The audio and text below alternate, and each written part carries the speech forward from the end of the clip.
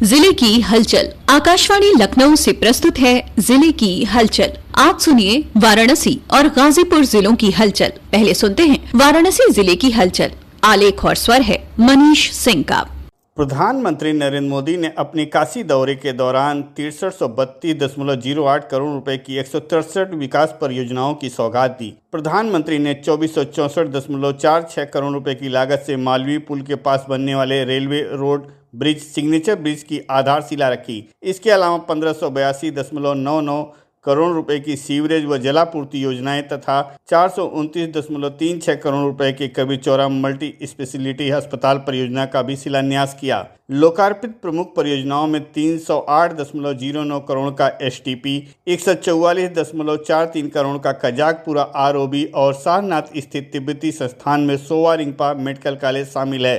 प्रधानमंत्री का यह दौरा काशी के समग्र विकास, आधारभूत संरचना सुदृढ़ीकरण और पर्यटन को बढ़ावा देने की दिशा में महत्वपूर्ण माना जा रहा है। बुद्ध पूर्णिमा के पावन अवसर पर सारनाथ में आयोजित भव्य बौद्ध महोत्सव श्रद्धा, अध्यात्म और संस्कृति का अद्भुत संगम बनकर उभरा। गौतम बुद्ध की 2570वीं जयंती के उपलक्ष्य में हुए इस आयोजन में देश विदेश से आए 1 लाख से अधिक श्रद्धालुओं ने बुद्ध के पवित्र अस्थि धातुओं के दर्शन कर पुण्य अर्जित किया। महोत्सव का आयोजन अंतर्राष्ट्रीय बौद्ध शोध संस्थान Lucknow, Mahabodhi society of India तथा इंडो श्रीलंका जम्बू द्वीप बुद्ध विहार सारनाथ के संयुक्त तत्वाधान में किया गया। मूल गणकुटी विहार में पवित्र अवशेषों के दर्शन के साथ श्रद्धालुओं ने आध्यात्मिक अनुभव प्राप्त किया। इस अवसर पर विश्व शांति के लिए तथागत बुद्ध विषय पर निबंध और चित्रकला प्रतियोगिताओं का आयोजन किया गया, जिसमें 200 से अधिक बच्चों ने भाग लेकर अपनी प्रतिभा का प्रदर्शन किया। प्रतियोगिता में उत्कृष्ट प्रदर्शन करने वाले प्रतिभागियों को पुरस्कृत किया गया। वहीं सभी को प्रमाण पत्र देकर प्रोत्साहित किया गया।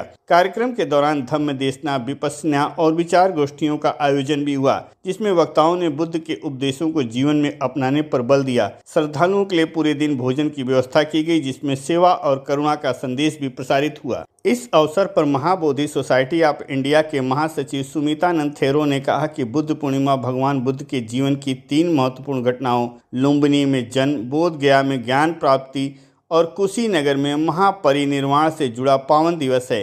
बुद्ध पूर्णिमा के अवसर पर हम लोग महाबोधि सोसाइटी ऑफ इंडिया तरफ से सारनाथ में हर साल में हम लोग बुद्ध पूर्णिमा मना रहा है। भगवान बुद्ध का पवित्र अस्थि ये मूल गंधकुटी महाविहार में रखा है। हम लोग को भगवान बुद्ध का अस्थि दर्शन कर रहा है।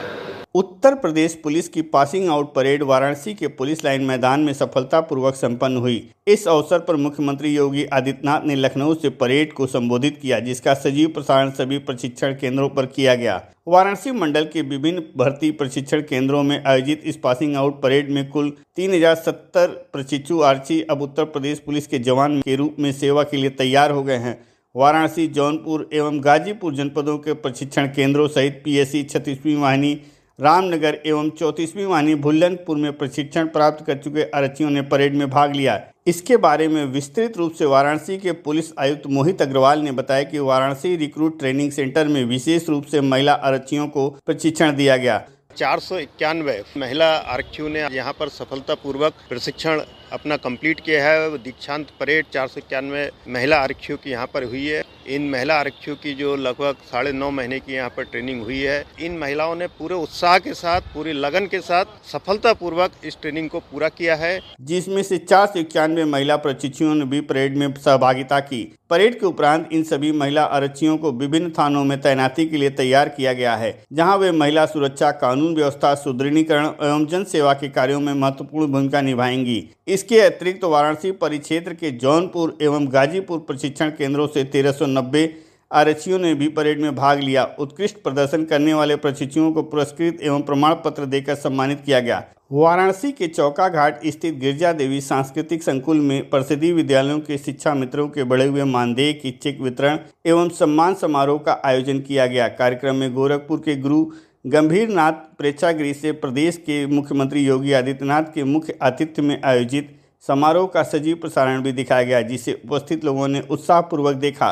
कार्यक्रम का शुभारंभ प्रदेश के श्रम एवं सेवा योजन समन्वय मंत्री अनिल राजभर, स्टाम्प एवं न्यायालय पंजीयन शुल्क राज्य मंत्री रविंद्र जायसवाल, जिला पंचायत अध्यक्ष पूनम मौर्य, MLC धर्मेंद्र सिंह, विधायक सौरभ श्रीवास्तव एवं जिलाधिकारी सत्येंद्र कुमार द्वारा दीप प्रज्वलन और मां सरस्वती के चित्र पर माल्यार्पण के साथ हुआ। इस अवसर पर श्रम मंत्री अनिल राजभर ने शिक्षा मित्रों और शिक्षकों को राष्ट्र निर्माण की आधारशिला बताते हुए कहा कि वे देश के भविष्य को संवारने में अहम भूमिका निभा रहे हैं। उन्होंने मानदेय वृद्धि को शिक्षा मित्रों के मनोबल को मजबूत करने वाला ऐतिहासिक निर्णय बताया।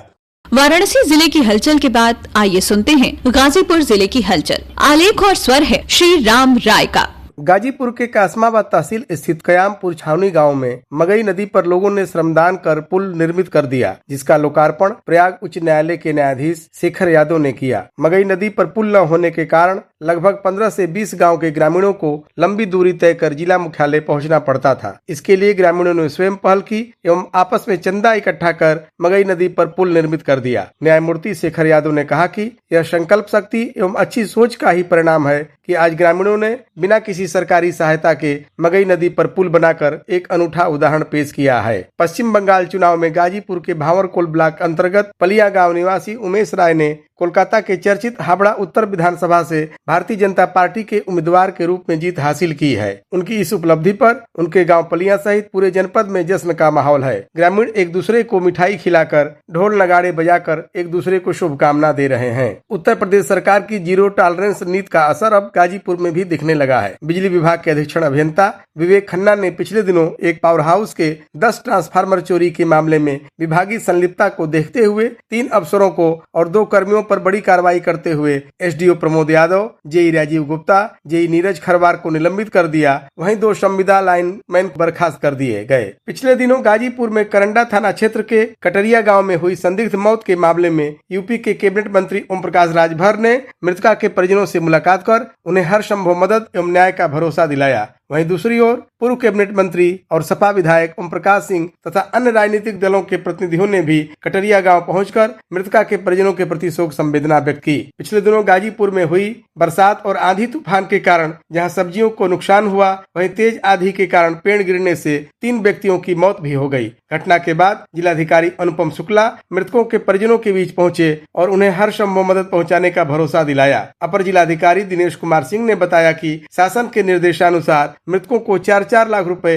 आर्थिक सहायता प्रदान की गई है। 1 मई को गाजीपुर में मजदूर दिवस के अवसर पर जिलाधिकारी अनुपम शुक्ला ने श्रमिकों के साथ बैठक की और उन्होंने उनके बीच मजदूर दिवस मनाया। उन्होंने बताया कि वित्तीय वर्ष 2025-26 में गाजीपुर में 780 श्रमिकों को विभिन्न योजनाओं का लाभ दिया गया है तथा उन्हें 3.25 करोड़ रुपए भी प्रदान किए गए हैं। उन्होंने कहा कि राज्य स्तरीय कार्यक्रम के अनुसार गाजीपुर में यह सुनिश्चित किया जा रहा है कि प्रत्येक श्रमिक को सरकारी योजनाओं का पूरा लाभ मिल सके। पिछले दिनों गाजीपुर पुलिस ने जनपद में अपराध मुक्त वातावरण बनाने की उद्देश्य से पुलिस की 12 टीमों के द्वारा एक गैंग के 61 सदस्यों के ठिकाने पर छापेमारी की। इस क्रम में पुलिस अधीक्षक डॉक्टर ईरज राजा ने बताया कि गैंग के 24 सदस्यों को हिरासत में लेकर पूछताछ की गई है तथा गैंग के कुल 90 शस्त्र लाइसेंस रद्द कर दिए गए हैं। पिछले दिनों गाजीपुर पहुंचे उत्तर प्रदेश के कैबिनेट मंत्री ओम प्रकाश राजभर ने कहा कि 1 अप्रैल से शिक्षा मित्रों का मानदेय बढ़ाकर 18,000 रुपए कर दिया गया है। उन्होंने राजभर समाज के आजादी की लड़ाई में योगदान की चर्चा करते हुए कहा कि गोरखपुर के चौरी चौरा कांड में 26 राजभर युवकों ने अपने प्राणों की आहुति दी थी।